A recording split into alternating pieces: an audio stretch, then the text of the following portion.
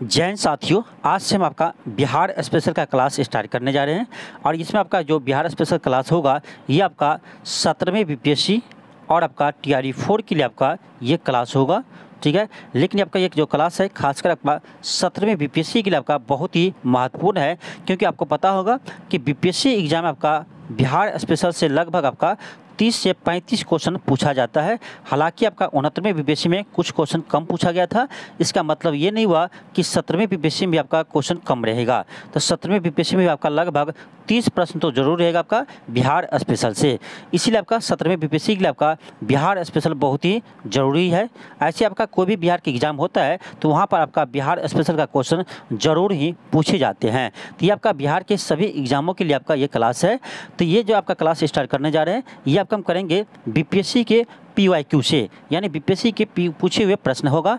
और ये आपका 69वें बीपीएससी से हम आज स्टार्ट करेंगे। 69वें बीपीएससी से लेकर आपका 64वें बीपीएससी तक हम पहले देखेंगे। ठीक है, और उसके बाद आपका उसके पीछे जितने भी क्वेश्चन पूछा गया उससे भी हम हल करेंगे।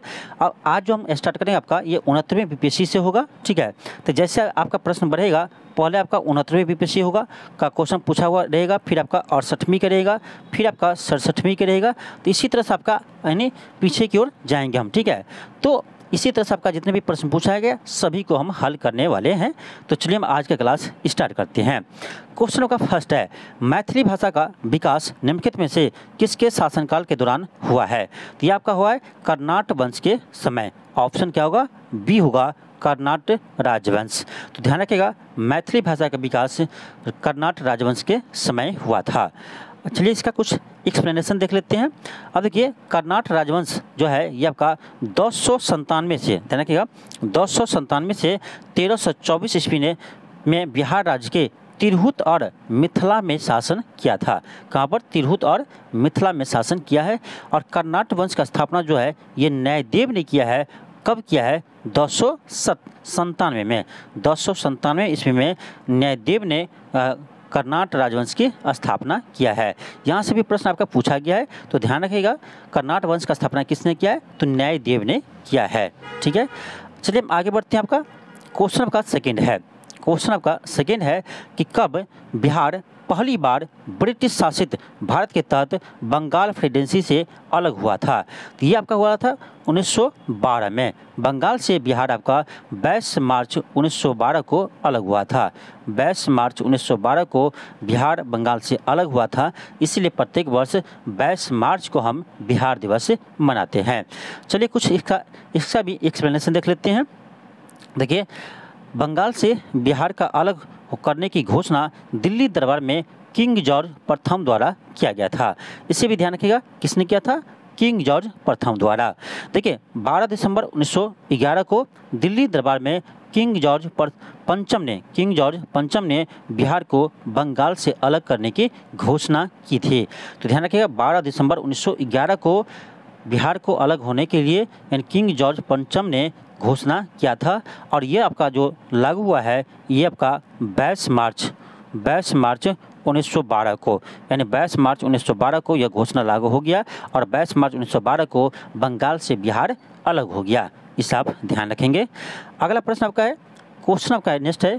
क्वेश्चन कह रहा है, भारतीय हस्तशिल्प के संदर्भ में बिहार में सुजनी क्या है?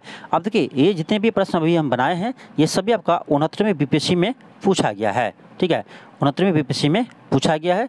तो कह रहा सुजनी क्या है? तो बिहार में सुजनी एक प्रकार की कढ़ाई है। ऑप्शन आपका बी होगा। चलिए हम इसका कुछ एक्सप्लेनेशन देख लेते हैं। देखिए, बिहार के वस्त्र शिल्प परंपरा सुजनी शिल्प का एक प्रमुख स्थान है। जन्म के बाद शिशुओं के उपयोग के लिए सुजनी शिल्प की शुरुआत हुई थी। सुजनी शिल्प में कुछ नहीं होता, इसमें आपका पुराने धोती और साड़ी के टुकड़े को एक साथ सिलकर बनाई जाती है, उसी को सुजनी नाम दिया गया है। ठीक है, और इसमें देखिए आपका जो पुरानी धोती साड़ी के साथ साथ रंगीन पोपलिन, सिल्क और मार्किन इत्यादि भी इस्तेमाल होने लगा है अभी जो आपका वर्तमान में है। और वर्तमान में जो है वो सुजनी शिल्प में बहुत बड़ा विविधता देखने को मिलता है। आगे हम बढ़ते हैं। आपका अगला प्रश्न जो आपका है, अगला प्रश्न आपका है कि बिहार में विक्रमशिला विश्वविद्यालय के संबंध में निम्नलिखित कथनों पर विचार कीजिए। यानी आपसे पूछा जा रहा है कि विक्रमशिला विश्वविद्यालय के बारे में आपको बताना है, ठीक है। और ये आपका 69वें बीपीएससी में क्वेश्चन पूछा गया है। अब देखिए जैसा आपका ये 69वें बीपीएससी में क्वेश्चन पूछा है आपका विक्रमशिला विश्वविद्यालय से, मुझे लगता है आपका इस अभी आपका 17वें बीपीएससी में ये आपका नालंदा विश्वविद्यालय से ऐसे प्रश्न आपका आ सकता है, क्योंकि आपका अभी नालंदा विश्वविद्यालय हाईलाइटेड में है, ठीक है। तो आप नालंदा विश्वविद्यालय के बारे में अच्छे से पढ़ लीजिएगा, हो सकता है आपका इसी तरह से प्रश्न आपका 17वीं बीपीएससी में देखने को मिले, ठीक है। अब देखिए इसका फर्स्ट ऑप्शन है कि यह बिहार के वर्तमान बांका जिले में स्थित है, तो ये आपका गलत है। ध्यान रखिएगा विक्रमशिला विश्वविद्यालय ये आपका बिहार के भागलपुर जिला में स्थित है, तो आपका पहला कथन क्या हो गया, गलत हो गया। सेकेंड है कि इसका स्थापना पाल वंश के राजा गोपाल प्रथम ने किया था, ये भी गलत है। इसकी स्थापना गोपाल ने नहीं किया था, इसका स्थापना धर्मपाल ने किया था, इसका स्थापना धर्मपाल ने किया था, तो आपका सेकेंड भी गलत है।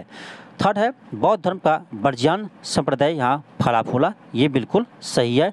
फोर्थ है यहाँ खगोल विज्ञान, तर्क शास्त्र, कानून, व्याकरण, दर्शन शास्त्र जैसे अनेक विषय पढ़ाए जाते थे, ये भी आपका सही है। अब ध्यान से पढ़िए क्वेश्चन क्या कर रहा है, क्वेश्चन कर रहा है कौन सा कथन गलत है। यही तो आप लोग एग्जाम में नहीं पढ़ते हैं, इसमें गलती से आपको यानी 3 और 4 नहीं लगाना है, आपसे गलत पूछ रहा है, सही नहीं पूछ रहा है। कह रहा है कौन सा कथन गलत है, तो आपका कौन सा कथन गलत है, 1 और 2 गलत है, जिसका आंसर आपका ऑप्शन ए होगा 1 और 2। तो 1 और 2 होगा, यानी आपका जो गलत ऑप्शन है वही पूछा जा रहा है, तो ऑप्शन आपका ए होगा, ठीक है। चलिए फिर इसका ऐसे आपको एक्सप्लेनेशन बता दिए हैं, लेकिन एक बार फिर भी आप इसे एक बार देख सकते हैं, ठीक है। चलिए आगे बढ़ते हैं हम। क्वेश्चन आपका नेक्स्ट है, क्वेश्चन का आपका कि निम्नलिखित में से कौन से राष्ट्रीय उद्यान या वन्य जीव अभ्यारण्य बिहार में है। तो देखिए आपका फर्स्ट में जो आपका है वाल्मीकि टाइगर रिजर्व, तो ये आपका बिहार के पश्चिमी चंपारण जिले में है, पश्चिमी चंपारण जिले में है, ठीक है। फिर आपका है दुधवा राष्ट्रीय उद्यान, तो ये आपका बिहार में नहीं है, ये आपका उत्तर प्रदेश में है, यूपी में है। फिर आपका है गजनेर वन्य जीव अभ्यारण्य, ये आपका बिहार में नहीं है, ये आपका राजस्थान में है, इससे आप ध्यान रखिएगा। तो गजनेर आपका राजस्थान में है। फिर आपका चौथा है भीम बांध वन्य जीव अभ्यारण्य, तो ये आपका बिहार में है और बिहार के मुंगेर जिला में है भीम बांध राष्ट्रीय उद्यान, ठीक है, वन्य जीव अभ्यारण्य, सॉरी भीम बांध वन्य जीव अभ्यारण्य आपका ये बिहार के मुंगेर जिला में है। तो आपका 1 और 4 सही है, तो इसका आंसर क्या होगा, डी होगा 1 और 4, ठीक है, 1 और 4 इसका सही है। ये भी क्वेश्चन आपका 69वें बीपीएससी में पूछा गया है, ठीक है। नेक्स्ट आपका क्वेश्चन है, क्वेश्चन आपका है कि बिहार के निम्नलिखित में से किस जिले में सोना पाया जाता है। तो सोना आपका जमुई जिले में पाए जाते हैं और बिहार में सबसे अधिक सोना आपका जमुई जिले में ही पाए जाते हैं। अब देखिए ये प्रश्न आपका 68वें बीपीएससी में पूछा था, ठीक है, ये प्रश्न आपका 69वें बीपीएससी में पूछा है, ठीक है। तो हो सकता है कि आगे भी ये क्वेश्चन पूछा जाए, तो ये प्रश्न आपका हाईलाइटेड है, तो ये आपका लगातार ये क्वेश्चन पूछा जा रहा है। इसीलिए आपको कहते हैं कि सबसे पहले आप बीपीएससी के क्वेश्चन बैंक को हल कीजिए, ठीक है। यदि आपको बिहार स्पेशल पर आपको कमांड करना है तो बीपीएससी के क्वेश्चन बैंक को हल कीजिए, जितने भी क्वेश्चन पूछा गया उसे बनाइए, ठीक है, क्योंकि यहाँ से प्रश्न आपका रिपीट करता है, ठीक है। देखिए सोना बिहार के जमुई जिले में पाए जाते हैं, पहले सोना मुंगेर जिले में पाया जाता था, जिसमें जमुई भी शामिल था, ठीक है। अब आपका मुंगेर से जमुई अलग हो गया, तो हम क्या कहेंगे, जमुई जिले में सोना पाए जाते हैं। नेक्स्ट आपका क्वेश्चन है, क्वेश्चन का आपका त्रिवेणी नहर का निर्माण निम्नलिखित में से किस नदी पर किया गया है। तो ये तो आपको पता होगा, गंडक नदी, त्रिवेणी नहर का निर्माण गंडक नदी पर किया गया है। ये भी प्रश्न आपका इम्पोर्टेंट है और ये भी प्रश्न आपका बीपीएससी बहुत बार रिपीट किया है, ये भी प्रश्न बीपीएससी बहुत बार रिपीट किया है, इसलिए कहते हैं क्वेश्चन बैंक को हल कीजिए। इसीलिए आपको क्वेश्चन बैंक को हल करवा रहे हैं। तो इस सीरीज को आप लगातार देखिएगा, जो अभी आपका हम सीरीज स्टार्ट किए हैं बिहार स्पेशल का, इस सीरीज को आप लगातार देखिएगा, इसका प्लेलिस्ट भी बना देंगे, ठीक है। आपके एग्जाम में 100% आप बिहार स्पेशल में आप स्कोर करेंगे, ठीक है। तो त्रिवेणी नहर आपका गंडक नदी पर है, ठीक है। आगे चलिए इसका कुछ एक्सप्लेनेशन देखते हैं। त्रिवेणी नहर बिहार के उत्तरी पश्चिमी क्षेत्र पश्चिमी चंपारण जिले में सिंचाई के लिए बनाई गई नहर है, जो गंडक नदी के बाएं तट से निकाली गई है।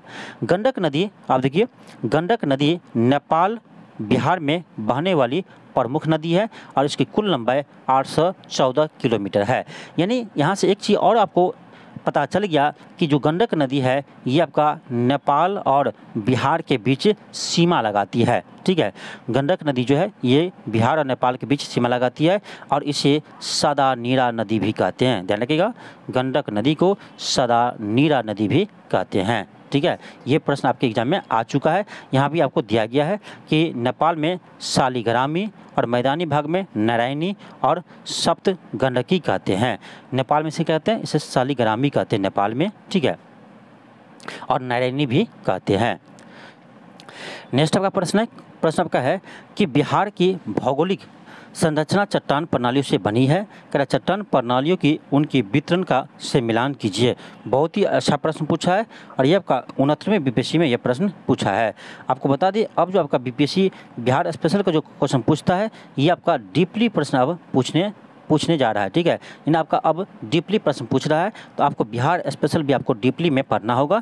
आपको बिहार स्पेशल क्लास करना है तो आपको हम बिहार स्पेशल का टॉपिक वाइज आपको हम क्लास करवा चुके हैं। ठीक है, ज्योग्राफी में भी आपका यदि आपको करना है तो आपका पहाड़ से रिलेटेड आपका क्लास अलग करवा दिए हैं, चट्टान से रिलेटेड आपका अलग क्लास करवा दिए हैं, खनिज से रिलेटेड आपका अलग क्लास करवा दिए हैं। तो बिहार स्पेशल का आप प्ले लिस्ट में जाइए, आपको पूरे बिहार स्पेशल का क्लास आपका मिल जाएगा पूरे डीपली में। इसे ज़रूर पढ़िए आप यदि 17वें बीपीएससी के एग्जाम देने जा रहे हैं तो। ठीक है, आप देखिए यहाँ पर धारवाड़ चट्टान प्रणाली, ये आपका क्या होगा, इसका ए का हो जाएगा आपका थर्ड सबसे पुराना आर्केन रॉक सिस्टम का हिस्सा है। फिर आपका विध्यन चट्टान प्रणाली, ये क्या है, ये आपका बलुआ पत्थर चूना पत्थर यहाँ पर मिलता है। फिर आपका क्वाटनरी चट्टान प्रणाली, इसका आपका हो जाएगा 1 हिमालय और प्रायद्वीपीय नदी द्वारा मिट्टी आदि। और आपका है तृतीय चट्टान प्रणाली, ये आपका हो जाएगा इसका पश्चिमी चंपारण जिले में पाई जाती है तृतीय चट्टान प्रणाली। इसका मैच किए तो क्या आया आपका यानी ए का आया आपका क्या, ए का थर्ड। ठीक है, ए का थर्ड, बी का 4, ए का थर्ड, बी का 4 और सी का 1 और डी का 2 आया। तो 3 4 1 2 3 4 1 2 किस में है, तो ऑप्शन डी में है 3 4 1 2, तो आपका ऑप्शन डी हो जाएगा। आगे हम बढ़ते हैं, आपका प्रश्न है, अगला प्रश्न आपका है कोसी मैदान। देखिए कोसी मैदान के माध्य समुद्र तल से औसत ऊंचाई कितनी है। अब देखिए ये प्रश्न आपका 69वें बीपीएससी में पूछा है। ठीक है, ये प्रश्न आपका 69वें बीपीएससी में पूछा है और यही प्रश्न आपका आजकल आप देखे होंगे तो बीपीएससी आपका जो टीचर का एग्जाम हुआ था TRE 3, इसमें भी यह प्रश्न आपका पूछा गया था। TRE 3 या TRE 2.0 में आपका प्रश्न आया था, लेकिन यह प्रश्न आपका पूछा ही गया है। ठीक है, तो कोसी मैदान की मध्य समुद्र तल से ऊंचाई जो है ये आपका है 30 मीटर। ऑप्शन आपका ए होगा और ये आपका 100% सही है। ठीक है, क्या होगा, 30 मीटर होगा। चलिए देखते हैं, कोसी एक सीमा पार नदी है जो नेपाल और भारत से होकर प्रवाहित होती है और इसका विस्तृत मैदान कोसी के मैदान कहा जाता है। ठीक है, जो कि बिहार में स्थित है। यह नेपाली सीमा बीरपुर के पास शीर्ष पर एक त्रिकोणीय मैदान है जो खगड़िया से कुर्सेला तक आधार गंगा नदी के समांतर चलता है। कर उसके ऊपरी मैदान का क्षेत्रफल छोटा है। मध्य मैदान जो सहरसा सुपौल मधेपुरा में 40 मीटर से नीचे है, यह लगभग 60% क्षेत्र का निचला मैदान लगभग इतना मीटर है। कर यह समुद्र तल से ऊंचाई 30 मीटर है। तो ध्यान रखिएगा, जो कोसी नदी है उसकी समुद्र तल से ऊंचाई कितनी है, 30 मीटर है और इसे बिहार का शोक नदी भी कहते हैं। ठीक है, बिहार का शोक नदी भी कहते हैं किसको, कोसी नदी को। और ये दुनिया का सबसे अधिक मार्ग परिवर्तन करने वाला नदी भी है। नेक्स्ट आपका क्वेश्चन है कि ईस्ट इंडिया कंपनी ने, यहाँ थोड़ा सा मिस्टेक है, यहाँ लिख दीजिएगा, यहाँ इसका आगे आप लिख लीजिएगा डच ईस्ट इंडिया कंपनी ने। ठीक है, क्या होगा, डच ईस्ट इंडिया कंपनी ने किस वर्ष पटना में अपना कारखाना स्थापित किया। तो याद रखिएगा, डच ने पटना में 1632 में अपनी कारखाना स्थापित किया था। ये भी प्रश्न आपका बीपीएससी बहुत बार रिपीट किया है, इसलिए आप ध्यान रखिएगा। चलिए आगे देखते हैं आपका। देखिए वर्ष 1632 में Dutch east India company Patna में अपना कारखाना स्थापित की, जो वर्तमान में पटना कॉलेज के उत्तरी परिसर के रूप में देखा जा सकता है। बिहार में प्रवेश करने वाले प्रथम यूरोपीय पुर्तगाल ही थे। ठीक है, जैसे भारत में सबसे पहले व्यापार करने पुर्तगाल आए थे, उस पुर्तगाली आए थे, उसी तरह से आपका बिहार में भी प्रवेश करने वाले सबसे पहले पुर्तगाल ही थे। ठीक है, ये भी प्रश्न आपके एग्जाम में पूछा गया है कि बिहार में आने वाले प्रथम यानी यूरोपीय कौन थे, तो ये पुर्तगाली थे, इसे आप ध्यान रखिएगा। और यह मुख्य रूप से सोडा, मसाले, कपड़ा का व्यापार करते थे। 1774 ईस्वी में डेविस ईस्ट इंडिया कंपनी ने पटना में नेपाली कोठी में अपना कारखाना स्थापित किया था। ये भी प्रश्न आपका पूछा गया है। ठीक है, डेविस नहीं होगा, डेनिस होगा। ठीक है, यहाँ डेविस नहीं होगा, डेनिस होगा। ठीक है, तो ये भी प्रश्न आपका क्वेश्चन यानी एग्जाम में पूछा गया है कि डेनिस कंपनी ने पटना में कब अपना फैक्ट्री स्थापित किया था, तो 1774 ईस्वी में, जबकि 1632 ईस्वी में डच ईस्ट इंडिया कंपनी ने पटना में अपना फैक्ट्री स्थापित किया था। तो ये दोनों प्रश्न आपके एग्जाम में आ चुका है, इसे आप ध्यान रखिएगा। आगे हम बढ़ते हैं, आपका क्वेश्चन नेक्स्ट है। क्वेश्चन का आपका सन 1942 में भारत छोड़ो आंदोलन में बिहार के नेताओं का महत्वपूर्ण योगदान रहा था। बिहार में कौन से प्रमुख नेता बिहार केसरी के नाम से जाने जाते थे और उन्होंने भारत छोड़ो आंदोलन में सक्रिय रूप से भाग लिया था। तो आप जानते होंगे कि बिहार केसरी किसको कहा जाता है, तो बिहार केसरी यानी श्री कृष्ण सिंह को कहा जाता है। श्री कृष्ण सिंह को बिहार केसरी के नाम से जाने जाते हैं और श्री कृष्ण सिंह ये बिहार के प्रथम मुख्यमंत्री है। बिहार के प्रथम मुख्यमंत्री है आपका श्री कृष्ण सिंह, इसे आप ध्यान रखिएगा। नेक्स्ट प्रश्न आपका है कि बिहार का वह रसोइया जिन्होंने 1917 में महात्मा गांधी की हत्या के प्रयास को विफल कर उनको भोजन में जहर से उनकी जान बचाई थी। अब देखिए ये प्रश्न आपका 68वें बीपीएससी में भी पूछा है। ठीक है, और 69वें बीपीएससी में पूछा है।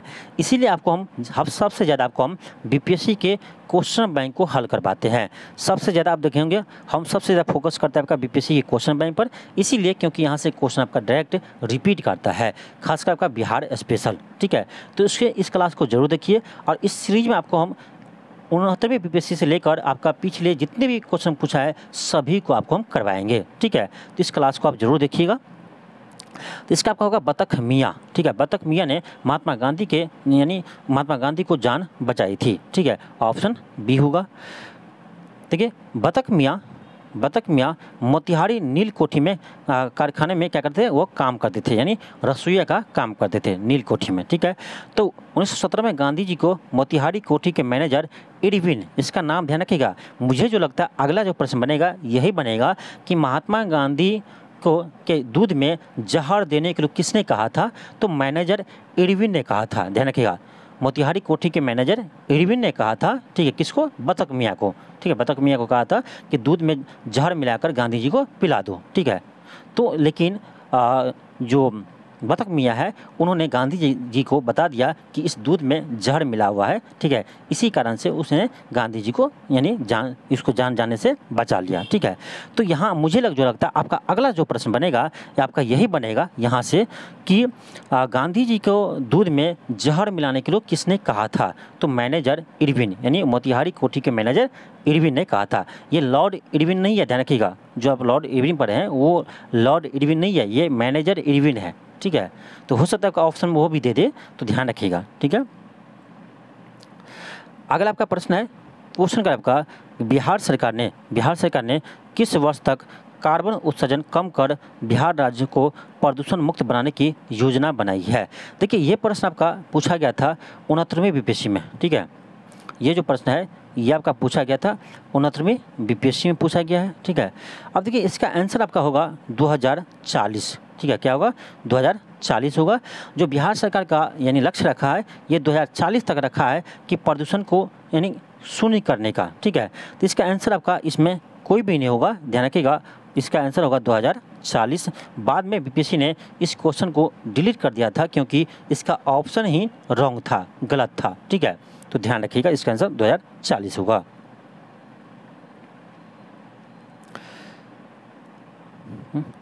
आगे हम बढ़ते हैं, क्वेश्चन आपका है, क्वेश्चन एक से और देख लीजिए। ये जो आपका है भारत सरकार का लक्ष्य 2070 है। ठीक है, भारत सरकार का कार्बन उत्सर्जन का जीरो लक्ष्य 2070 है, जबकि बिहार सरकार का ये लक्ष्य 2040 तक रखा है। ठीक है, अगला प्रश्न आपका है, क्वेश्चन का आपका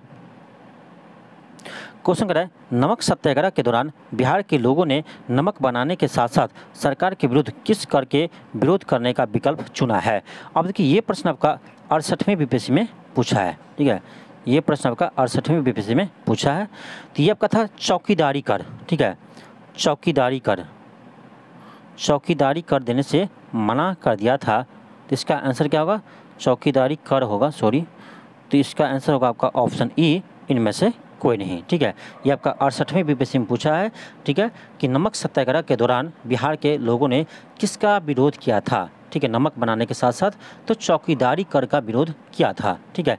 ये भी क्वेश्चन आपका बीपीएससी ने रिपीट किया है, ठीक है, बीपीएससी ने रिपीट किया है। यहाँ पर नाम क्या देते हैं, नमक सत्याग्रह। एक बार जो क्वेश्चन पूछा गया था उससे पहले वहाँ पर कहा, उसमें क्वेश्चन का लैंग्वेज था कि सविनय अवज्ञा आंदोलन के दौरान बिहार के लोगों ने किस कर, नमक कर के साथ साथ किस कर का विरोध किया था, ठीक है। तो लैंग्वेज को चेंज कर देते, ध्यान रखिएगा, बीपीएससी ने कभी कभी लैंग्वेज को चेंज कर देता है और क्वेश्चन आपका वही रहता है, ठीक है।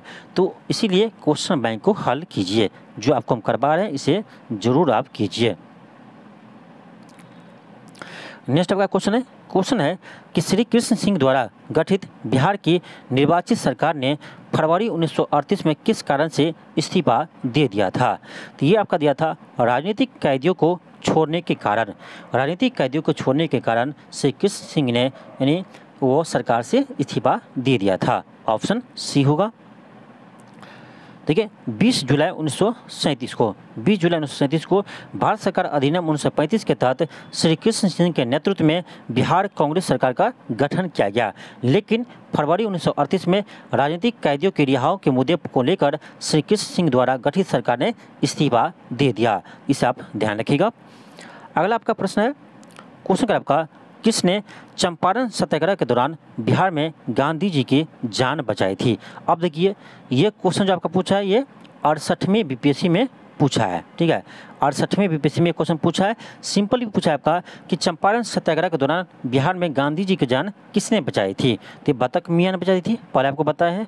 इसका लैंग्वेज देख लीजिए, और यही प्रश्न जो आपका 69वें बीपीएससी में पूछा है इसका लैंग्वेज देख लीजिए, ठीक है, क्या किया है, तो सिर्फ लैंग्वेज को चेंज किया है, ठीक है, सिर्फ आपका लैंग्वेज को चेंज किया है।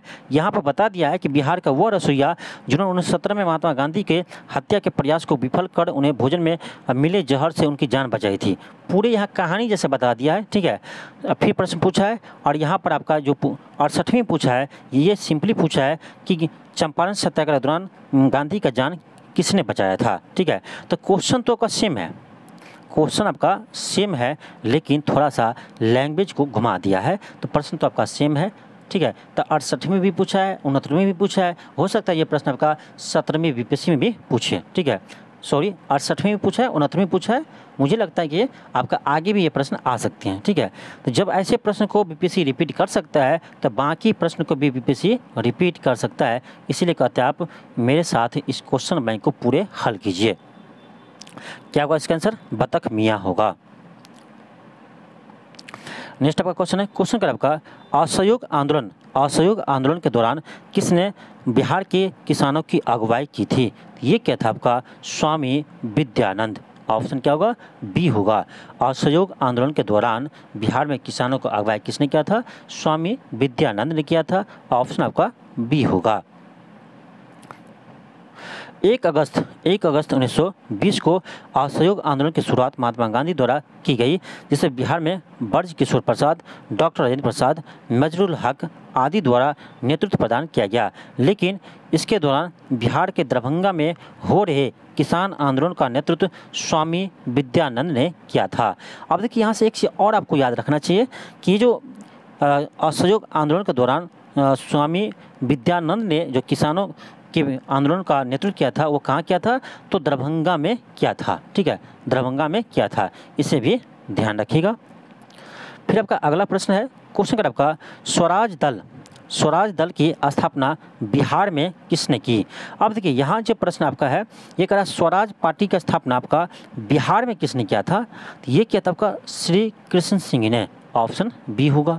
लेकिन जब भी प्रश्न मैं जब इस प्रश्न को करवाया हो और कुछ स्टूडेंट इसमें कंफ्यूज हो जाते हैं कि कहता है सर स्वराज दल का स्थापना तो मोतीलाल नेहरू और चित्तरंजन दास ने किया था, आप बता रहे कि श्री कृष्ण ने किया था।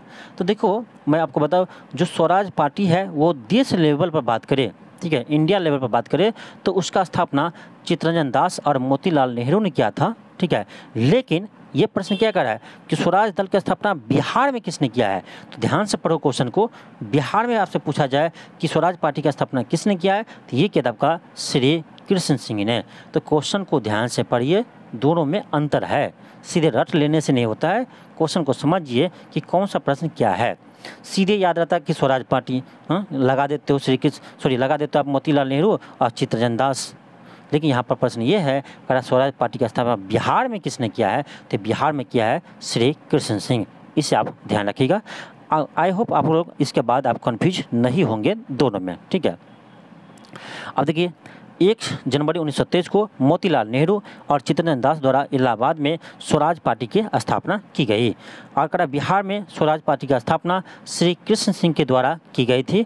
और बिहार में स्वराज दल के प्रथम अध्यक्ष, ये भी ध्यान रखिएगा, बिहार में स्वराज दल के प्रथम अध्यक्ष श्री नारायण प्रसाद और सचिव अब्दुल बारी थे। अब देखिए यहाँ आपको साफ साफ बता दिया है कि देश में आपका मोतीलाल नेहरू और चित्तरंजन दास ने किया था स्वराज पार्टी की स्थापना, जबकि बिहार में श्री कृष्ण सिंह ने किया था। और बिहार में इसके प्रथम अध्यक्ष कौन थे, तो श्री नारायण प्रसाद थे और इसके प्रथम सचिव अब्दुल बारी थे। मुझे जो लगता है अब आगे जो आपका प्रश्न बनेगा यहीं से बनेगा कि बिहार में स्वराज पार्टी के प्रथम अध्यक्ष कौन थे, ठीक है। इसे आप जरूर ध्यान रखिएगा इस पॉइंट को। अगला आपका प्रश्न है, क्वेश्चन का आपका इनमें बिहार के प्रथम राज्यपाल कौन थे। इनमें बिहार के प्रथम राज्यपाल कौन थे, तो ये था आपका sir James David Shifton. Option b होगा, सर जेम्स डेविड शिफ्टन। अब देखिए यहाँ भी बहुत सारे स्टूडेंट कंफ्यूज हो जाते हैं, क्योंकि वो तो पढ़ कर जाते हैं कि बिहार के प्रथम राज्यपाल जयराम दास दौलतराम है, ठीक है। यह पढ़ा होगा कि बिहार का प्रथम राज्यपाल जयराम दास दौलतराम है, ठीक है। जयराम दास दौलतराम है, ये आप तो पढ़कर गए होंगे। ये बिहार के प्रथम राज्यपाल है जयराम दास दौलतराम। लेकिन आपको याद होना चाहिए ये आपका आज़ाद देश का बिहार के प्रथम राज्यपाल है और ये आज़ादी से पहले का है सर जेम्स शिफ्टन। तो प्रश्न जब भी आप पढ़ते हैं या जब आप पढ़ाई करते हैं उस समय ध्यान दीजिए कि कौन सा क्या है, ठीक है। सीधे रट लेते हैं कि बिहार का प्रथम राज्यपाल जयराम दास दौलतराम है और यहाँ जब आपके एग्जाम में आते हैं तो यहाँ पर आपका सर जेम्स शिफ्टन आ जाते हैं, तब आप कन्फ्यूज हो जाते हैं कि कैसे हो गया, ठीक है। तो यहाँ आपसे ये नहीं पूछा जा रहा है कि स्वतंत्र बिहार के, ये पूछा जा रहा है आपका बिहार के प्रथम राज्यपाल, तो सर जेम्स शिफ्टन होगा। लेकिन आज़ादी के बाद पूछा जाए तब आपका बिहार का राज्यपाल होगा जयराम दास दौलतराम। तो क्वेश्चन को पढ़ते हैं तो ध्यान से पढ़िए, ठीक है। देखिए यहाँ भी आपको बता दिया है कि बिहार के प्रथम राज्यपाल सर जेम्स शिफ्टन थे, जिसका कार्यकाल 1935 से 37 तक था, जबकि स्वतंत्रता के पश्चात बिहार के प्रथम राज्यपाल जयराम दास दौलतराम थे। तो इसी तरह से आपको भी ध्यान रखना है, ठीक है। स्वतंत्रता से पूर्व कौन था और स्वतंत्रता के बाद कौन था, इसको आपको ध्यान रखना है। नेक्स्ट आपका है कि महात्मा गांधी एंड बिहार सम रेमिसेंसेस के लेखक कौन थे। इसके लेखक आपका डॉक्टर राजेंद्र प्रसाद। ऑप्शन आपका ए होगा, ऑप्शन ए होगा। महात्मा गांधी एंड बिहार सम रेमिसेंसेस की रचना डॉक्टर राजेंद्र प्रसाद ने 1949 ईस्वी में की थी। उनकी अन्य रचनाएं गांधी जी के देन, बापू के कदमों में, चंपारण में महात्मा गांधी, खादी का अर्थशास्त्र आदि है। तो इसे भी ध्यान रखिएगा, ये जो सभी है गांधी जी के देन, बापू जी के कदमों में, चंपारण में महात्मा गांधी, इन सभी पुस्तक के लेखक कौन है, तो डॉक्टर राजेंद्र प्रसाद है। इसे आप ध्यान रखिएगा, आगे आपके प्रश्न आ सकते हैं, ठीक है। तो इसका क्या होगा, डॉक्टर राजेंद्र प्रसाद होगा, ठीक है। इसे भी ध्यान रखिएगा। अगला आपका प्रश्न है, क्वेश्चन का आपका बिहार का सबसे पुराना गिरजाघर कौन सा है। तो ये आपका है पादरी की हवेली। ऑप्शन आपका ए होगा, ये आपका 68वें बीपीएससी में पूछा है, ठीक है। पादरी की हवेली। रोमन कैथोलिकों ने पहली बार 1713 में पटना में एक गिरजाघर की स्थापना की, जिसे वर्तमान में पादरी की हवेली के नाम से जाना जाता है, और यह बिहार का सबसे पुराना गिरजाघर है। इसे आप ध्यान रखिएगा। नेक्स्ट आपका प्रश्न है, क्वेश्चन कर रहा है कि 1940 में पटना महिला विश्वविद्यालय की स्थापना निम्नलिखित में से किस समाज द्वारा की गई थी? किस समाज द्वारा की गई थी? तो इसका होगा आपका ऑप्शन नंबर ए होगा सिस्टर्स ऑफ द एम्पोलोस्टिक कॉर्मेल। ठीक है, ऑप्शन आपका ए होगा सिस्टर्स ऑफ द एम्पोस्टलिक कॉर्मेल वर्ष 1870 में स्थापित एक स्वदेशी स्वैच्छिक निकाय है, जिसके द्वारा 1940 में पटना में वुमेन्स कॉलेज की स्थापना की गई थी। नेक्स्ट आपका प्रश्न है, क्वेश्चन कर आपका भारत के निम्नलिखित में से किस राज्य की सीमा बिहार में अधिकतम जिलों से लगती है? आप कह रहा क्या कि किस राज्य की सीमा बिहार के अधिकतम जिलों से लगती है? ये आपको हम जब बिहार स्पेशल पढ़ा रहे थे तो यहाँ पर आपको हम बताए थे कि यह प्रश्न आपके एग्जाम में आ चुका है। तो बिहार स्पेशल का हम जितने भी क्लास करवाए हैं, इस क्लास को आप जरूर देख लीजिए, आपके एग्जाम में ज़रूर फायदा होगा। जब ये आप ये क्लास देखेंगे, उसके यानी पहले वाला जो क्लास करवाए हैं वो क्लास आप पहले देखिए, और जब इस क्लास को देखेंगे तो आपका सारा क्वेश्चन आपका यहीं से सॉल्व हो जाएगा। ठीक है, तो बिहार स्पेशल का जितने भी क्लास करवाएं उसे आप जरूर देखिए, उसका प्लेलिस्ट बना हुआ है, वहाँ से सारा क्लास आप जरूर देख लीजिए। ठीक है, तो ये भी आपको बता चुके हैं। तो आपका ये है उत्तर प्रदेश से आपका 8 जिला बिहार की सीमा लगाते हैं, और आपका झारखंड से भी बिहार के 8 जिला सीमा लगाते हैं। तो आपका क्या होगा, इसका आंसर बी भी होगा और सी भी होगा। तो इसका आंसर क्या होगा, फाइनली डी होगा, उपरोक्त में से एक से अधिक, क्योंकि उत्तर प्रदेश भी बिहार के 8 जिलों सीमा लगाती है, और झारखंड भी बिहार के 8 जिलों से सीमा लगाती है।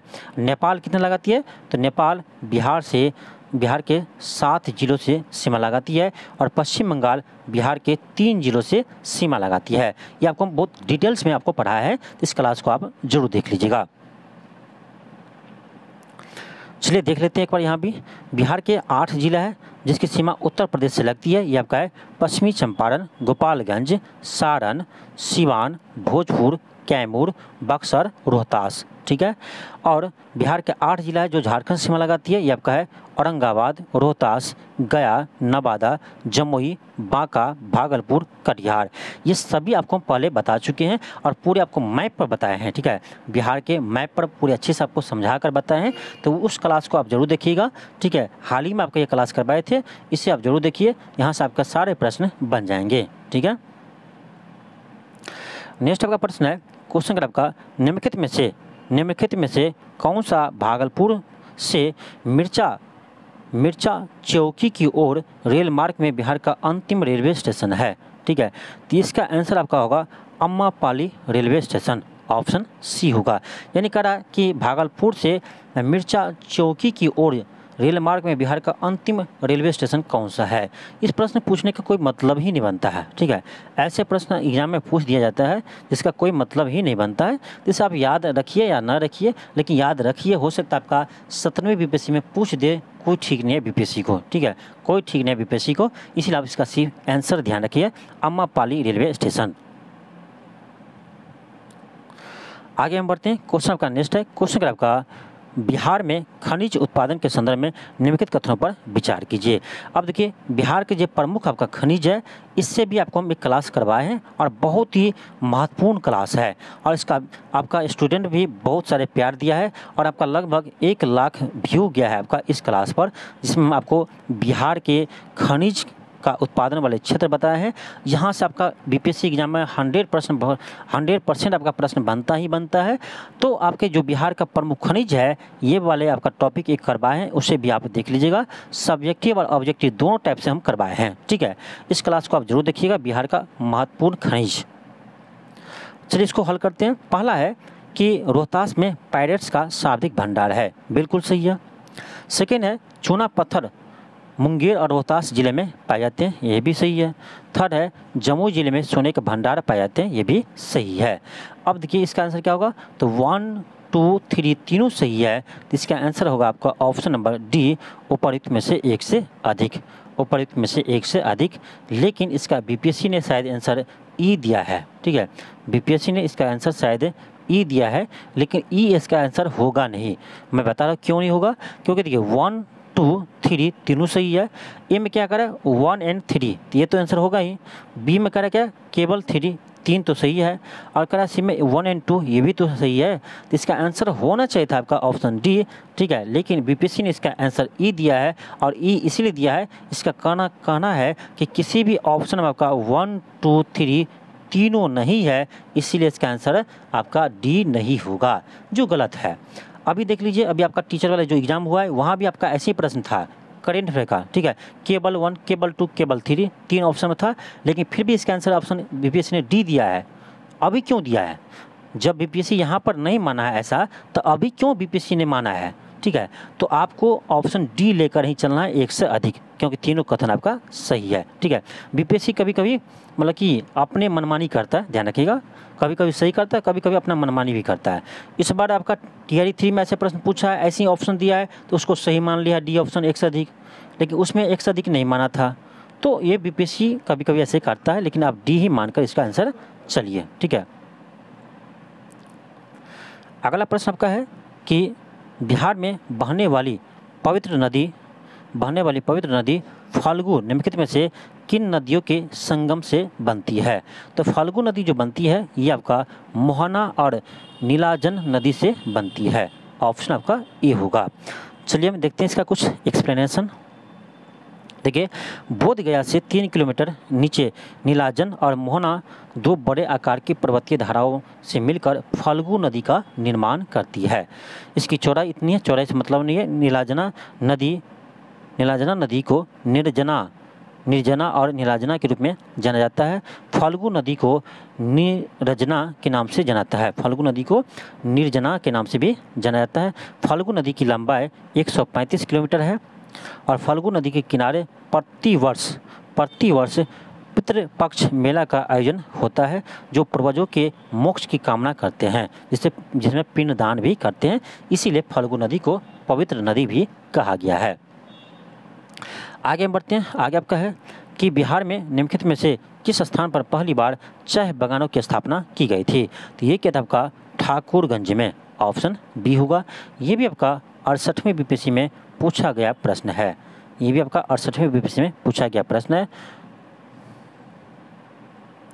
तो 1990 के दशक में बिहार के किशनगंज चाय की खेती प्रारंभ हुआ। और ध्यान रखिएगा, बिहार में पूछा जाए कि कहाँ से चाय की खेती प्रारंभ हुआ है, तो किशनगंज से हुआ है। बिहार में सर्वप्रथम किशनगंज के ठाकुरगंज, पोठिया आदि खंडों में चाय बागानों की स्थापना की गई। वर्तमान में किशनगंज के 7 प्रखंडों में 40,000 एकड़ में चाय की खेती की जाती है। बिहार के किशनगंज जिले में अन्य जिले की अपेक्षा अत्यधिक वर्षा भी होती है और यहाँ की मिट्टी चाय की खेती के लिए अनुकूल है। ठीक है, आपको पहले बता चुके हैं कि सबसे अधिक आपका वर्षा किशनगंज जिला में होता है। ठीक है, इसलिए वहाँ पर चाय की खेती के लिए अनुकूल दशा है। ठीक है, और ध्यान रखिएगा, बिहार में सबसे अधिक चाय का उत्पादन किशनगंज जिला में होता है। नेक्स्ट आपका प्रश्न है, क्वेश्चन का आपका बिहार के निम्नलिखित जिलों का आरोही दशकीय जनसंख्या वृद्धि दर का क्रम चुनिए। आरोही मतलब बढ़ते हुए क्रम। ठीक है, आरोही मतलब बढ़ते हुए क्रम। तो बढ़ते हुए क्रम में चुनना है। आपको पता है सबसे अधिक दशकीय वृद्धि दर किसका है? मधेपुरा का है।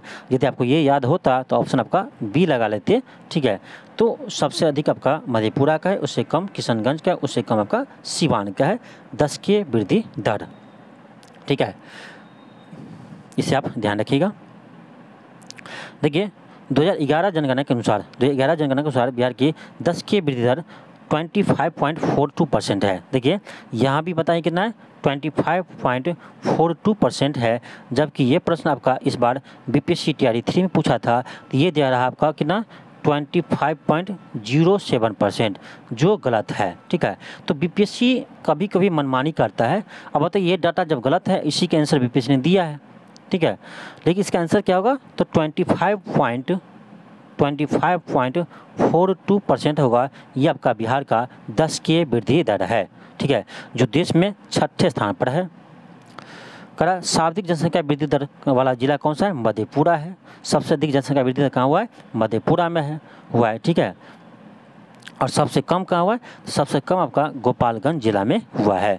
तो ध्यान रखिएगा, सबसे अधिक 10 की वृद्धि दर मधेपुरा में हुआ है और बिहार में सबसे कम 10 की वृद्धि दर आपका गोपालगंज में हुआ है। ठीक है, आगे बढ़ते हैं। क्वेश्चन आपका आगे है कि बिहार में कृषि आधारित उद्योग के किस उद्योग का प्रभुत्व है? अब कृषि आधारित, तो कृषि आधारित क्या है? तो बिहार में आपका होगा अनाज आधारित उद्योग। ठीक है, बिहार में आपका अनाज आधारित उद्योग है, ऑप्शन बी होगा। नेक्स्ट आपका प्रश्न है, क्वेश्चन का आपका कि सीता माता की विश्व की सबसे लंबी मूर्ति 251 मीटर का निर्माण बिहार के किस जिले में किया जा रहा है? तो ये आपका सीतामढ़ी में बनाया जा रहा है। ये प्रश्न आपका बीपीएससी ने पूछा है। ठीक है, तो ये आपका शायद मुझे लगता है ये आपका 67वीं बीपीएससी में पूछा गया था। ठीक है, 67वीं बीपीएससी में पूछा गया था कि सीता माता की सबसे ऊंची सबसे लंबी मूर्ति कहाँ बन रही है? तो सीतामढ़ी में बन रही है। और अभी आप वर्तमान में ध्यान रखिएगा, बिहार के पूर्वी चंपारण में, ठीक है, बिहार के पूर्वी चंपारण में आपका यानी सबसे बड़ा विराट रामायण मंदिर बन रहा है। ठीक है, विराट रामायण मंदिर बन रहा है, इससे आप ध्यान रखिएगा, यहाँ से प्रश्न आपका आ सकते हैं। ठीक है, तो पूर्वी चंपारण में विराट रामायण मंदिर बन रहा है, जहाँ पर विश्व का सबसे लंबा शिवलिंग स्थापित किया जाएगा, इसे भी ध्यान रखिएगा। नेक्स्ट आपका प्रश्न है, क्वेश्चन का आपका बिहार में ऑपरेशन प्रहार किससे संबंधित है? तो ये आपका है यानी बिहार में धूम्रपान निषेध से, धूम्रपान निषेध नहीं होगा, शराबबंदी होगा, शराबबंदी होगा। तो ऑपरेशन प्रहार किससे संबंधित है? तो शराबबंदी से है, बिहार में शराबबंदी से ऑपरेशन प्रहार संबंधित है। बिहार पुलिस द्वारा राज्य में गंभीर आपराधिक घटनाओं को शामिल अभियुक्तों को साथ शराबबंदी कानून का उल्लंघन करने वाले गिरफ्तार के लिए ऑपरेशन प्रहार चलाया जा रहा है। ठीक है, नेक्स्ट आपका प्रश्न है, क्वेश्चन का आपका हाल ही में बिहार के किस स्थान पर उत्तर भारत का पहला बर्ड रिंगिंग स्टेशन खोला गया है? ये आपका करेंट अफेयर का प्रश्न है, लेकिन आपके एग्जाम में आ सकते हैं। तो बर्ड रिंगिंग स्टेशन ये बिहार का पहला भागलपुर में खोला गया है, ऑप्शन आपका ए होगा। देखिए, बिहार के भागलपुर में उत्तर भारत का पहला और भारत का चौथा वर्ल्ड रिंगिंग स्टेशन खोला गया है। ठीक है, 3 अन्य रिंगिंग स्टेशन तमिलनाडु में है और राजस्थान और उड़ीसा में है। प्रवासी पक्षियों के अवलोकन, निगरानी और अनुसंधान के लिए वर्ल्ड रिंगिंग स्टेशन की स्थापना की गई है। नेक्स्ट आपका प्रश्न है, क्वेश्चन का आपका कि निम्न में से किसने बिहार में गिद्ध संरक्षण योजना शुरू की है?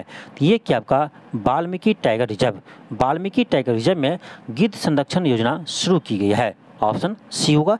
हालांकि आपका ये करेंट अफेयर का प्रश्न है जो बीपीएससी एग्जाम में पूछा गया है, लेकिन यह प्रश्न अभी भी आ सकता है। ठीक है, इसलिए आपको हम इसमें शामिल किए हैं।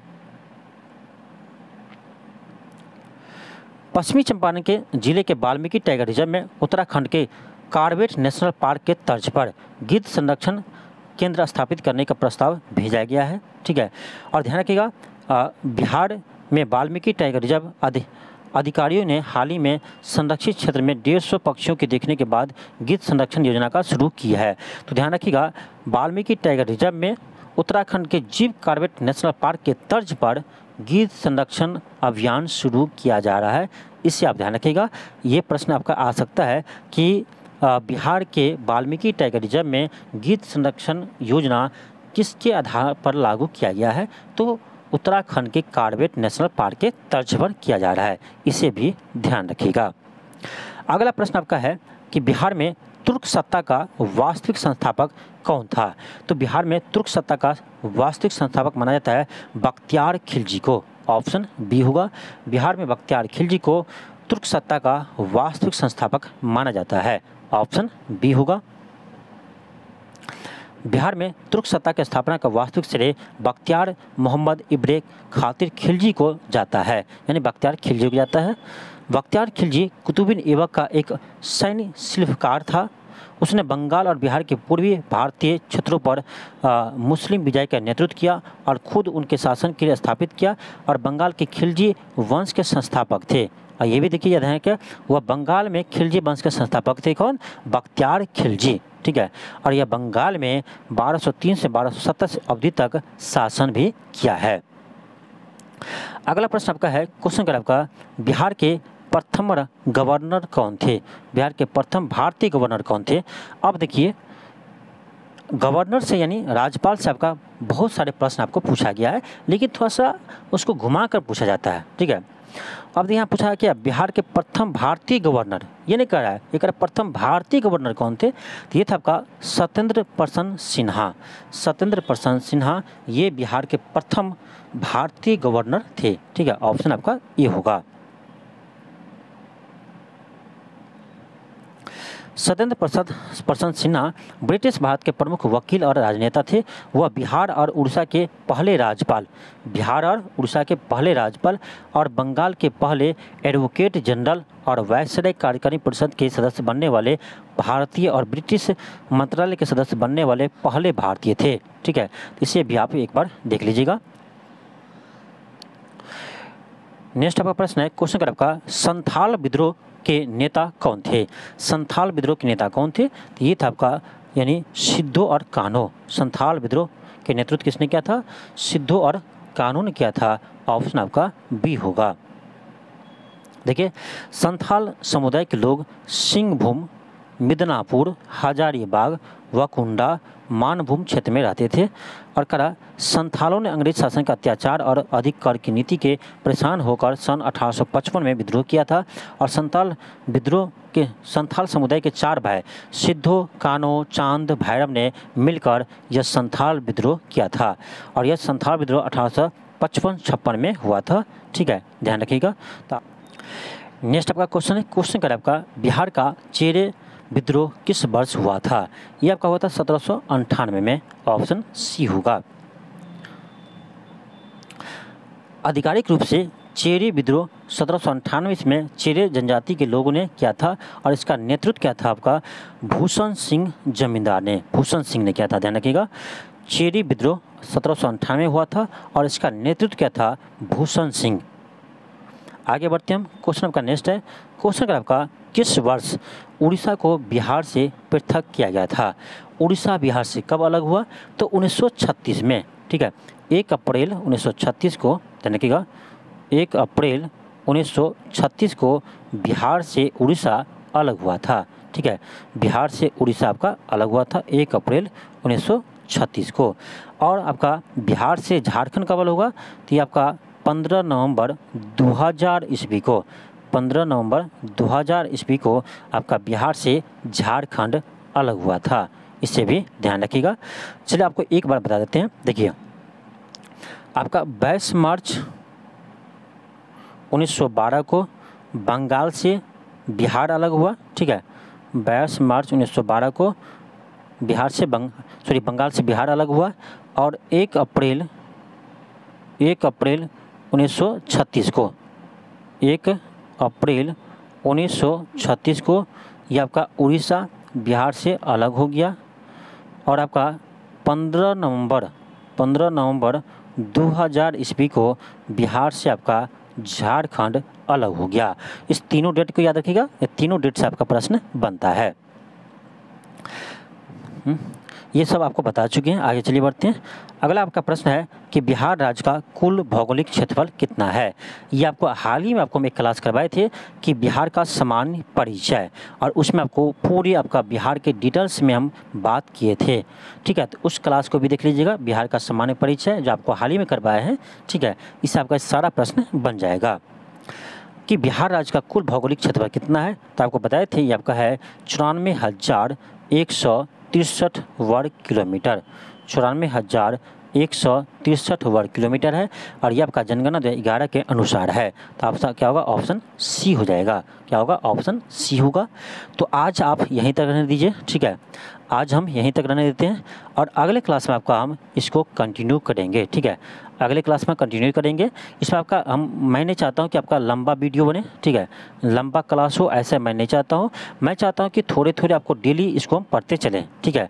आपका थोड़ा सा आपका डेली हम क्लास करवाएंगे, लेकिन थोड़ा ही पढ़ना है, लेकिन डेली पढ़ना है, ठीक है। डेली आपको क्लास चलेगा और आपका इसी तरह से 2 साल या 3 साल का आपका क्वेश्चन को हल करते जाएंगे। जैसे आपका मुझे लगता है आज हम 69वें बीपीएससी, 68वें बीपीएससी और 67वें बीपीएससी के हम क्वेश्चन को आज हम हल किए हैं। ठीक है, और अगले क्लास में आपका इससे आगे हल करेंगे और इसी तरह से आपका पूरे एग्जाम जितने बीपीएससी में पूछा गया है सभी क्वेश्चन को बिहार स्पेशल से पूछे गए क्वेश्चन को हम हल करेंगे। ठीक है, इतने प्रश्न आप हल करते हैं, उसके बाद यदि आप टेस्ट लगाते हैं या कहीं भी 17वें बीपीएससी के लिए टेस्ट सीरीज देते हैं तो वहाँ पर आपका बिहार स्पेशल क्वेश्चन गलती नहीं हुआ, ये मेरा वादा है। ठीक है, तो आपका बिहार स्पेशल का कोई भी क्वेश्चन गलती नहीं होगा। और उसके साथ ही साथ आप जितने भी हम आपको बिहार स्पेशल का क्लास करवाए हैं उससे आप देख लीजिएगा। ठीक है, जितने भी आपको हम बिहार स्पेशल क्लास करवाए हैं उससे आप प्लेलिस्ट में जाकर देख लीजिएगा, जरूर आपका 100% एक भी प्रश्न आपका बिहार स्पेशल से नहीं छूटेगा। ठीक है, आपको याद होना चाहिए 17वें बीपीएससी में बहुत ज़्यादा क्वेश्चन आपका बिहार स्पेशल से रहेगा। ठीक है, चलिए मिलते हैं नेक्स्ट क्लास में। यदि आपको आज की क्लास अच्छा लगा हो तो इस वीडियो को अधिक से अधिक शेयर कीजिए और चैनल पर नए हो तो चैनल को जरूर सब्सक्राइब कीजिए। थैंक यू, धन्यवाद।